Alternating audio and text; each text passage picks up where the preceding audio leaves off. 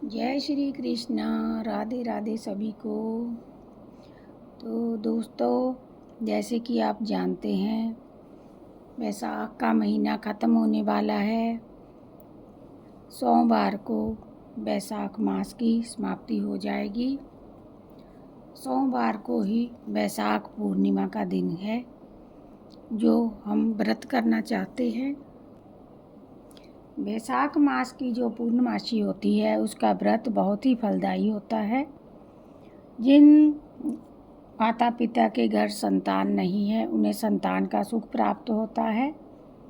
हर स्त्री को 32 पूर्णमासी के व्रत अपने जीवन में करने चाहिए, ताकि उसे संतान का सुख मिल सके। और अगर संतान है तो भी ये व्रत रखने से संतान बहुत ही शक्तिशाली और भाग्यवान बनती है। तो जो पूर्णमासी का व्रत होता है, उस दिन लक्ष्मी और विष्णु भगवान की पूजा की जाती है, और ये व्रत लक्ष्मी माता को ही समर्पित है। उन्हीं की कृपा से जो भी लोग व्रत रखते हैं, उनकी सारी मनोकामना पूर्ण होती है।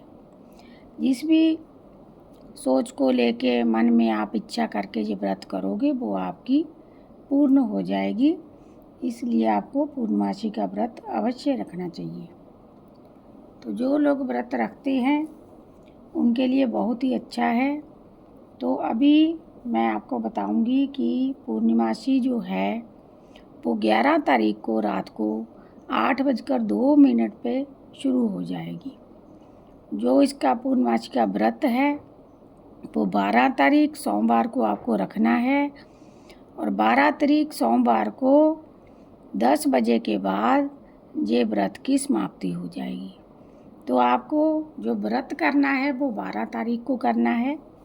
व्रत के समय आपको दोपहर को स्नान वगैरह करने के बाद लक्ष्मी और विष्णु भगवान की एक साथ पूजा करनी है। उन्हें पीले रंग के पुष्प चढ़ाइए और ब्राह्मण को दान अवश्य दीजिए। दान में चावल, गुड़, दाल, फल और दक्षिणा, इसमें से सब चीज़ें थोड़ा थोड़ा आप अपनी सुविधा के अनुसार दे सकते हैं। और इस दिन आप पीपल के पेड़ की पूजा अवश्य कीजिए। पीपल के पेड़ के नीचे दिया जलाइए, जल का एक मटका रखिए, क्योंकि पूर्णमासी, ये वैसाख पूर्णिमासी जो होती है, इसमें जल का दान सर्वश्रेष्ठ माना गया है। तो आप एक मिट्टी का मटका, छोटे साइज का लोटा या बड़े साइज का, जो भी आपकी सुविधा अनुसार, पानी का भर के उसके ऊपर आप ढक्कन लगाइए। ढक्कन रखने के बाद चावल रखिए थोड़ा, और उसको तिलक वगैरह करके आप पीपल के पेड़ के नीचे रखिए, या फिर किसी ब्राह्मण को भी आप वो दे सकते हैं। तो ये आपके लिए बहुत ही ज़्यादा फलदायी है। ये सभी को हमें वैसाख पूर्णिमासी में करना चाहिए। एक तो इससे आपके मन को शांति मिलेगी, दूसरा कोई भी परेशानी आपकी चली आ रही है काफ़ी लंबे समय से, उसका भी अंत इससे हो जाएगा। वैसाख पूर्णिमा अत्यंत पवित्र दिन होता है। दान, पुण्य और धर्म कर्म के अनेक कार्य इस दिन किए जाते हैं। इस दिन मनुष्य को पवित्र नदियों का स्नान करना चाहिए। अगर कोई नदी आपके पास नहीं है, तो आप जल में गंगा जल डाल के स्नान कीजिए। उसके बाद ही व्रत पूजा शुरू कीजिए। इस दिन सत्तू का, मिठाई का, वस्त्र का दान और जल का दान सबसे उत्तम है, और उसका आपको बहुत फल मिलेगा। और इस व्रत को करने का जो भी आप सोच के मन में करेंगे, वो आपकी इच्छा पूर्ण हो जाएगी। जय श्री कृष्ण। तो आइए अब हम पूर्णमासी की कथा शुरू करते हैं। अगर आपने व्रत किया है तो आप भी ये कथा अवश्य सुनिए। अगर व्रत नहीं भी किया है, तब भी आप ये कथा ग्रहण कर सकते हैं।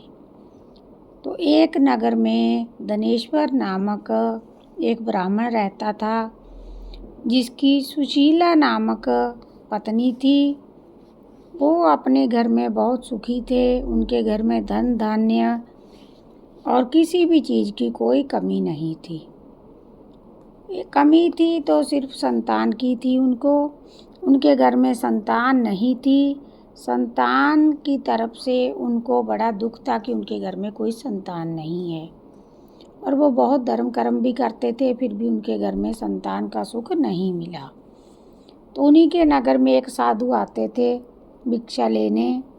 साधु भिक्षा लेने आते थे तो वो सभी घरों से भिक्षा प्राप्त करते थे, सिर्फ सुशीला के घर पे वो भिक्षा लेने नहीं आते थे। सुशीला का मन इस चीज़ से बहुत दुखी था। वो मन ही मन परेशान थी कि ब्राह्मण देवता सबके घर से भिक्षा लेके जाते हैं, हमारे घर क्यों नहीं आते। तो एक दिन उसने अपने पति से कहा कि मैं साधु महाराज से पूछना चाहती हूँ कि वो हमारे घर भिक्षा लेने क्यों नहीं आते।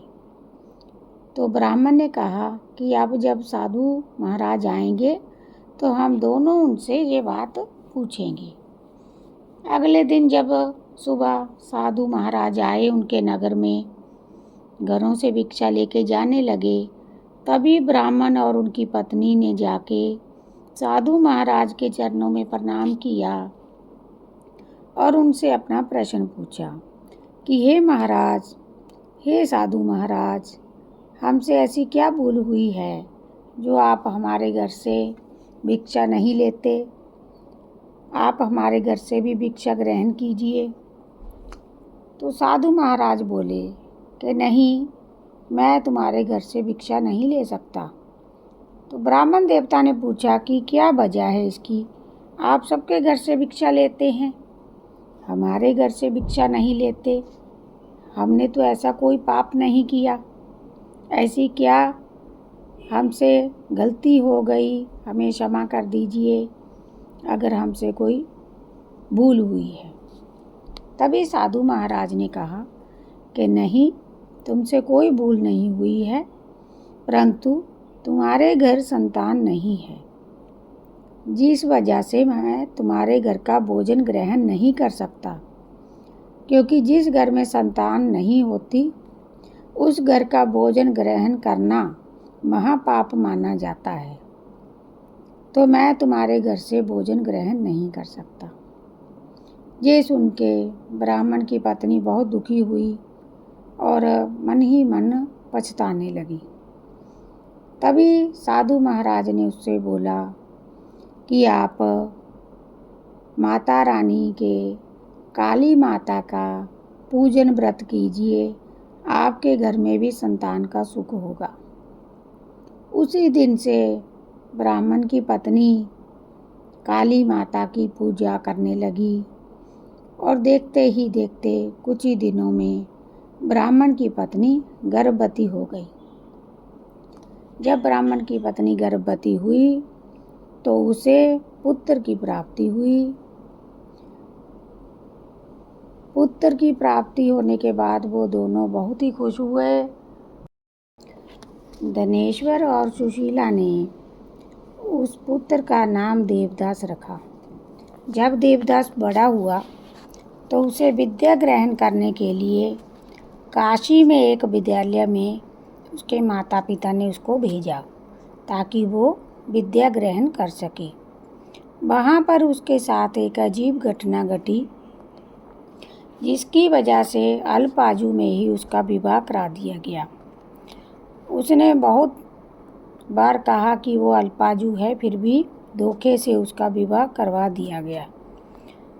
काफ़ी समय बाद जब काल देवता उसके प्राण लेने के लिए प्रकट हुए तो वो उसके प्राण नहीं ले पाए। जब वो उसके प्राण नहीं ले पाए तो उन्होंने यमराज से जाके कहा कि हम देवदास के प्राण नहीं ले पाए। तो यमराज ने इसका कारण पूछा तो उसने बोला कि इसका कारण है कि उसकी माता ने पूर्णमासी के व्रत किए हैं, पूर्णिमा तिथि के व्रत किए हैं, जिस वजह से काल भी उसका कुछ नहीं बिगाड़ सकता। तो सभी मनुष्य को एक बार पूर्णमासी के व्रत अवश्य करने चाहिए, ताकि काल भी उसका कुछ न बिगाड़ पाए। काल भी उसके आगे हार जाता है और उसे वैकुंठ की प्राप्ति होती है। जय श्री विष्णु लक्ष्मी माता नमो नमः। तो आज की कथा समाप्त होती है।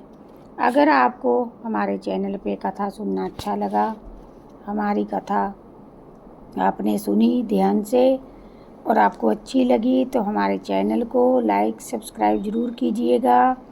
आप सभी का बहुत बहुत धन्यवाद। जय श्री कृष्ण राधे विष्णु भगवान नमः।